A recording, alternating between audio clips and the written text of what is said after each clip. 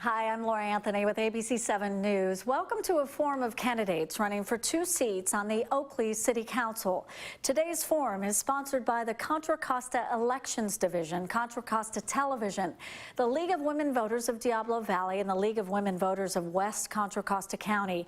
We're recording these roundtables here in the studio of Contra Costa Television. The candidates are Sue Higgins, Mike Dupre, Randy Pope and Desi Pena were unable to attend. We drew lots before the show to determine the speaking order, so we will begin with Sue Higgins. Sue, thanks for being with us along with Mike. Our first question, pretty simple, or maybe not so. If elected, what would your top priority be? Safety. I think we can't focus on that enough. It's always on your mind when you go to bed at night. You're always thinking and worrying about it, and that's my top issue. Has it been an issue in Oakley? You know, knock on wood, Oakley has stayed in the top 20 safest in Contra Costa and California, Northern California, so I'm really excited, and it's because we don't let our guard down. And we keep that focus, and that's my focus too. All right. Mike, same question. What would be your top priority? Funding our East Contra Costa Fire Protection District, getting it fully funded. Currently, we have between 114 and 115,000 residents in that district, and we have only 27 firefighters. And the recommended number is 1 per 1,000, so we're way off. And our response times are very, very high. We need to get a fully funded fire district, and I am for a tax or bond measure and full support of our fire chief in getting this taken care of. Well, and I'll kind of move right into maybe my next question, because I was going to do that story last week about and I've done stories before about East Contra Costa, and it seems to come up over and over and over. As we're going, as we speak, into the worst part of the fire season, you're talking about maybe a bond measure. In the short term, though, I think the district is talking about maybe charging people for, services, even as... They're already doing that. They've started to do that. And I would expect a tax measure to be promoted in the 2020 ballot. Right now, I think our fire chief is doing an excellent job working with the 3-station model. But we need 9. We need 114, 115 firefighters. We need to slow down growth until we can catch up with our fire protection. Same question, I think, Sue, for you. I mean, it's a big issue for you folks out there in Oakley, this fire district, and how much trouble it's in financially. Is it, if you were elected to this, or you are on the city council, what do you think you can do to help with that issue? I have been completely supportive of the fire district and attended many, many of their workshops and meetings. And if they do go forward with a tax measure, I'm in full support of it. They do have their own governing board, and I've endorsed a number of people running for those positions that I think will do an awesome job and get us over the threshold of finding that funding. If it's a tax measure, what is it? Is it a property tax? And some could argue that that's not fair to those who maybe rent, or unfair to business owners and landowners who may be supporting people who don't own property. Right. So it would have to be a measure that hits all of them, because their property would need defending just as well as someone who is physically living there, because it's their property. And we're not talking about just fires, we're talking about all that the fire service does. And I guess, Mike, same question. You mentioned a tax measure, but what kind of tax exactly would you? Well, we had a user utility tax proposal before, and there was a couple of others. I'm not sure, and I would not want to guess what the next tax measure will be. I do have a backup plan that I will not promote unless that tax measure fails, and it's called the Emergency Services Additional Revenue District, and it's incremental tax increase funding. Yes, we need to change Proposition 13 allocation, but it is very difficult to do, and they've been trying to do that since 1978, and it has failed. And our assemblyman tried to do something with the Park District in collecting money from that. But this Emergency Services Additional Revenue District, or ESARD, has been proven in the past. New York City used that process to get out of debt. All right, thank you. We'll switch gears here a little bit. We'll stay with you, Mike. Oakley is in the midst of developing its downtown. What would you like to see included in the area? Well, the downtown area is looking pretty nice. I think they're doing a fine job. I personally am in favor of a lot of open spaces. I'm in favor of parks. I love the idea of community gardens. I would like to see community farms and community gardens included with any community benefit agreement for any more housing projects. I know that in the far distant future they're going to rebuild all the old housing around City Hall sooner or later, and that'll probably be high density housing. And so those people are going to need some way to have an outlet, and maybe they want to grow food. Same question, Sue. I mean, the development is ongoing, but what would you like to see included as it moves forward? The downtown is really almost done. We finished from Norcross to 2nd Street. We put up a beautiful statue, and we do have a section that we're working on trying to, the city is funding for an entrepreneurship, and I think that'll really add into getting people downtown and seeing what's already there and available. There isn't a lot of room yet for growth, and I would be open to see what new things people are looking at.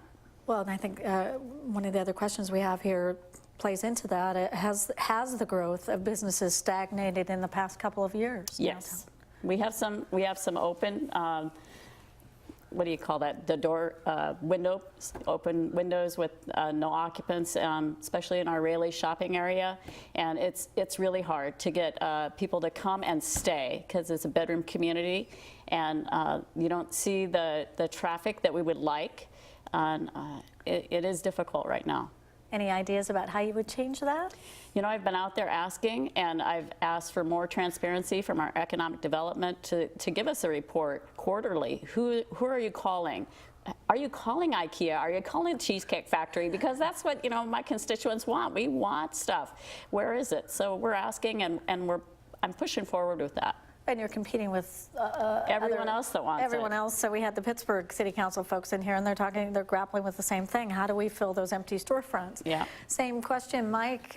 What do you do about maybe a stagnating business climate downtown? She is absolutely right. We have a tough time because all of the retail, the major retail, is real close by, and so it's difficult to bring them in. And I would like to see our economic development person be more open. We need to know what's going on. I would like to see the DuPont property developed, and I know that there's stuff going on with the northern waterfront, but everybody is secretive about those things. I know they're going to develop along Main Street that's supposed to be retail, and there's rumors about a Safeway going in, but that's going to affect other people. So there's a whole lot of things going on. And we need to work together with the Chamber of Commerce and our economic development group and find out and enhance whatever it is they're doing. And you mentioned the DuPont plant, which is vacant. Yes. What would you do with it? Oh, I have lots of ideas for that. There was work on a plan to put in a PG&E power plant that would supply or would provide living wage jobs and careers for people in Oakley, so that we wouldn't have to travel 40 miles one way just to get to work. Right now, 2/3 of the population of Oakley leaves town every morning, and it tears up the roads, and it's hard on the people. I would like to see high-tech stuff there, some incubator companies or incubator groups, maybe even a 500 megawatt battery power substation, so that we can collect up all this green energy and store it. And then we don't have brownouts, we don't have to worry about peak hour usage, and it would supply jobs and also provide income to the city.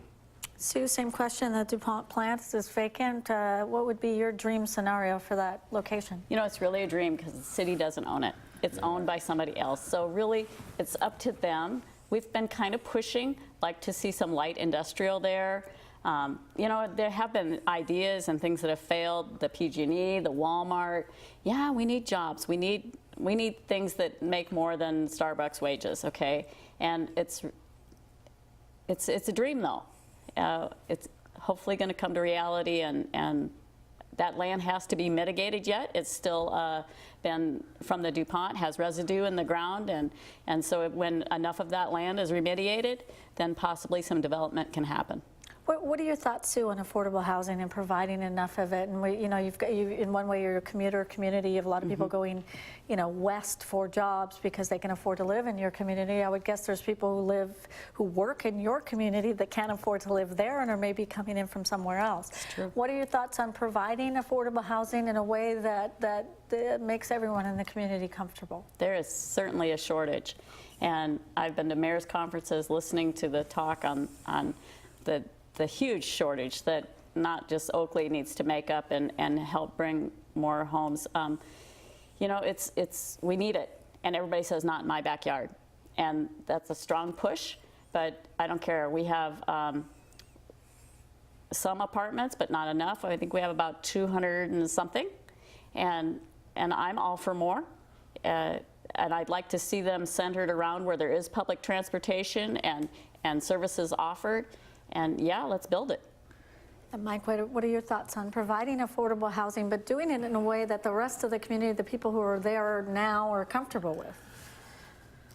Well, that's a pretty good question. What people are comfortable with, and that varies from person to person. But we do need more high-density housing. And one of the other problems I've seen is some of our housing projects are incredibly small houses that border on high-density housing, but they're not. They're called homes, single-family homes at 1,100 square feet.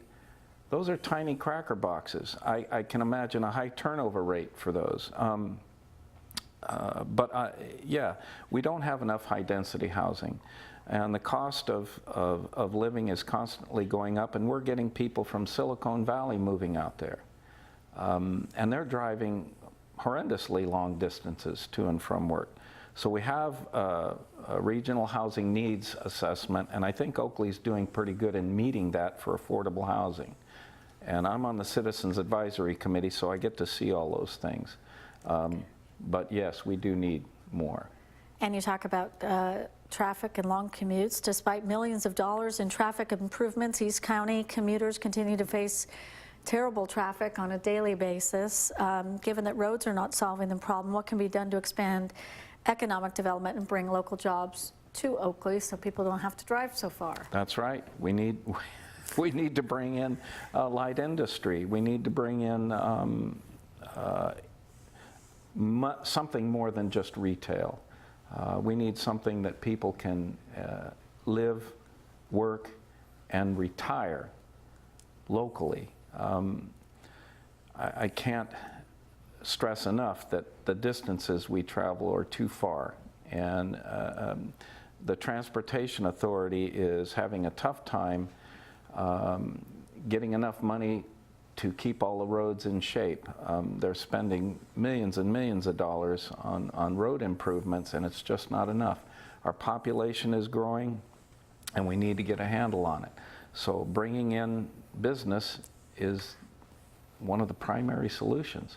I'd have to work with our economic development people. And Sue, same question. I mean, despite all the traffic improvements, traffic heading out that way, people are going long distances, they're spending hours in the car every day. How would you work, and how have you worked, I guess, to attract the kind of jobs that people, you know, can work and live where they work? Well, first, the traffic, I guess, got to say, we are going to have a train platform there in Antioch for the Amtrak to stop, because we have a lot of commuters that are going to Oakland from Oakley, and the Amtrak goes there. And we have got on the table right now a development for a pediatric doctor's office, which is living wages, which is employment for 60 people. It's a start, but we're trying to see if we can get one healthcare, then maybe more than just dentists, because Oakley does have a lot of dentists. But we've also had people try to develop skilled nursing or assisted living places. They haven't been able to get the investors to help them. So yeah, it's a tough world out there right now. Let me ask you, change the subject almost entirely here. Where are your favorite places to spend time in Oakley? That's easy. Everybody knows I'm at the Dutch Brothers all the time. If I'm not at Dutch Brothers, I'm making my other rounds. I'm either at Lucky's, at the grocery store, talking to everybody about bacon or what's on sale this week. I always know where it is. I do attend a lot of meetings at the Senior Center for the Lions Club. I'm at the Kiwanis at the Black Bear Diner. So I'm out and about, and you can see me at the library checking out a book. Yeah, I'm busy and I'm visible in Oakley. And Mike, same question. What are your favorite hangouts? What do you like to do in your town? I love my backyard. It's gone wild and crazy back there because I haven't been able to attend to it. But I kind of like, oh gosh, polar bear ice cream. Yeah, it is, but they don't have bacon ice cream, I'm sorry. If they did, I would have it. I'm a member of the Veterans of Oakley, and every Tuesday we have coffee and breakfast. That's always a good thing to go to. I really like where I'm living, right close to the water. I've been trying to go fishing. I have 3 rods set up to go bass fishing, and I've only got them wet once. But I do like the parks in the area. All right, thank you. And for those wondering about the bacon reference, we had a little conversation ahead of time, and we've determined that everyone up here likes bacon. Bacon solves everything. All right. Many of the issues facing Oakley, we'll start with Mike on this one, are shared by your neighbors. Like I say, we've talked with Pittsburgh City Council candidates, and some of the same things we're talking about you folks, or talking with you folks about are issues in their neighborhood. What, in your opinion, can and should be done to encourage more regional cooperation and planning? Certainly the traffic is one of those shared issues. Well, first of all, the cities already talk with each other, and I'm on the Citizens Advisory Committee for the Transportation Authority. So being there, we get to talk among all the other cities' representatives to find out what's going on, and we're very concerned about transportation infrastructure issues. So what can be done? It's a money thing. We need to cooperate between cities, and I know they are, especially on the northern waterfront issues. And I would continue to do so. And Sue, same question. You know, as Mike said, it's an ongoing conversation, but could there be more about, you know, shared solutions to shared problems? And I think there is those conversations. They just to be more transparent. Because when I was mayor last year, we had what's called Delta 6, and that's all the mayors and meeting with your city managers and the county supervisors and getting together and saying, you know, this waterfront initiative and transportation, and how can we all work together? So we are, it's just maybe we aren't broadcasting that loud enough and sharing exactly what we're talking about. And that could be more transparent in Oakley especially. Like I said, we do have that railroad platform coming in, and now we have BART, which has come more accessible to Antioch, and so we're also looking at how can we have carpool parking in Oakley that's going to benefit to Antioch. Maybe we should have a road that connects Antioch to Oakley for BART. Let me ask you this, and it kind of plays into some of what we've talked about with developing downtown and housing. If you could make one change in your city's zoning code, what would it be? One change in my city's zoning code. I think I would keep commercial. A lot of commercial is now wanting to go residential because they are not able to find someone to come in as a business. So they want to build homes. They want to get what they've invested that land property for. They want to build homes and they want to get their dollar. And they no longer want to be commercial. I'd also say I want to keep ag because the same thing is happening. Our grapes are going, the families are, you know, mom and dad have maybe passed on, the children don't want them, they want to sell, they want to build homes because that's where the money is. Mike, same question. Is there one part of your zoning code in Oakley that you would like to change? The interesting part is that the zoning can be changed at any time. So I also want to see those vineyards stay there. I like them. They make the community what it is. They also have, those vineyards are extremely old. They're what, over 100 years old in some of them? They are the old growth Zinfandel, and that's where most of your Zinfandel grapes come from, so we don't want to give that up.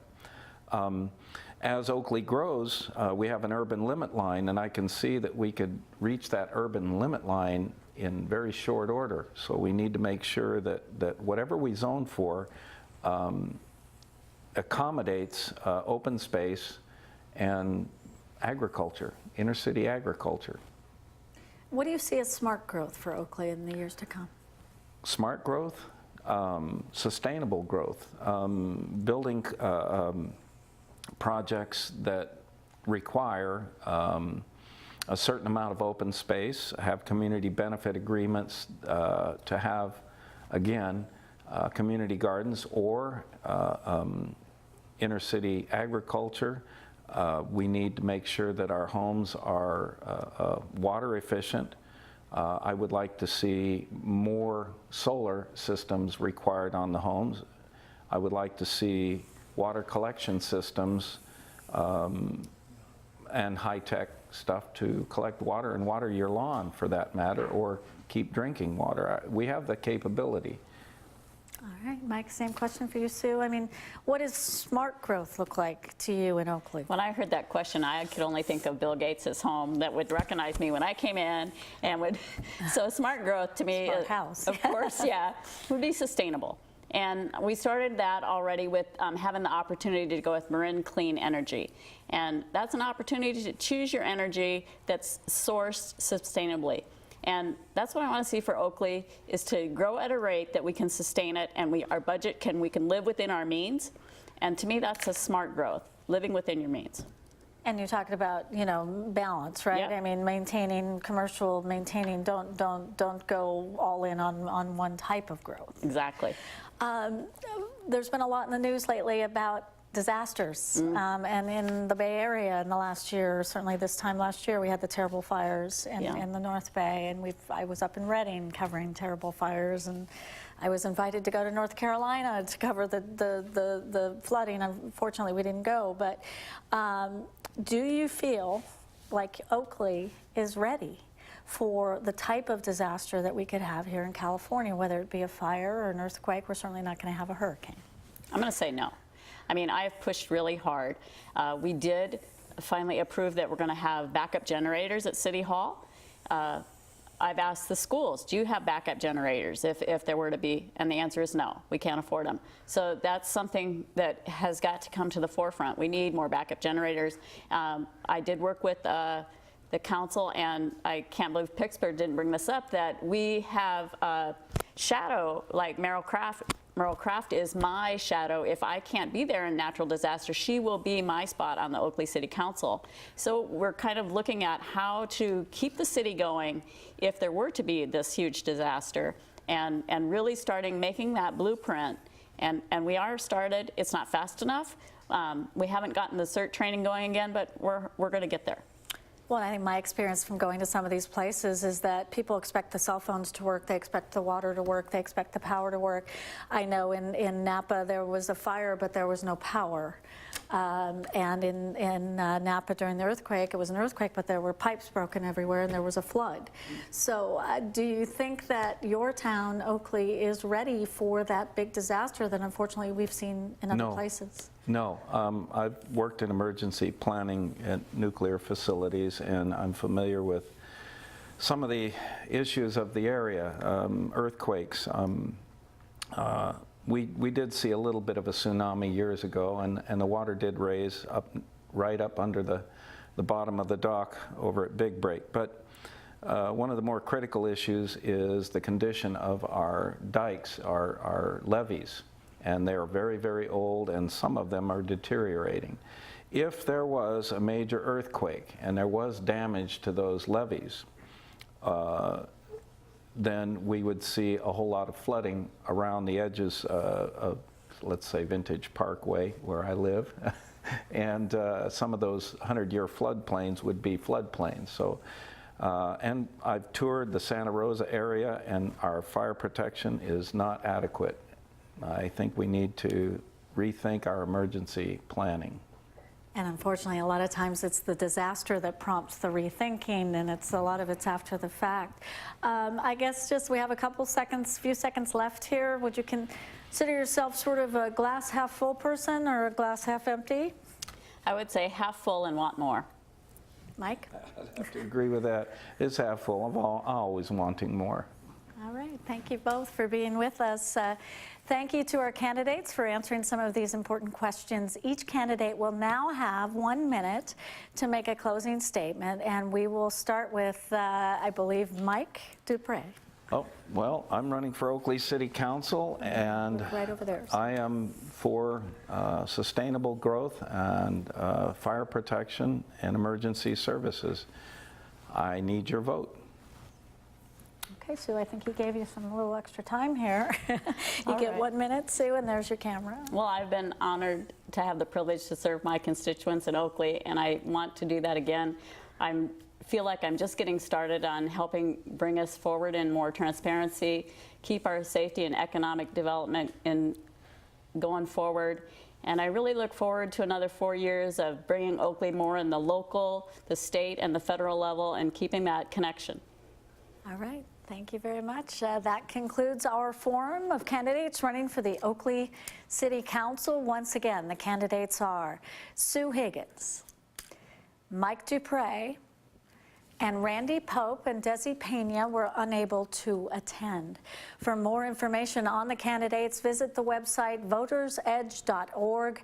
To view this broadcast online, go to www.cocovote.us. I'm Lori Anthony with ABC 7 News. Thank you for watching, and do not forget to vote on November 6th.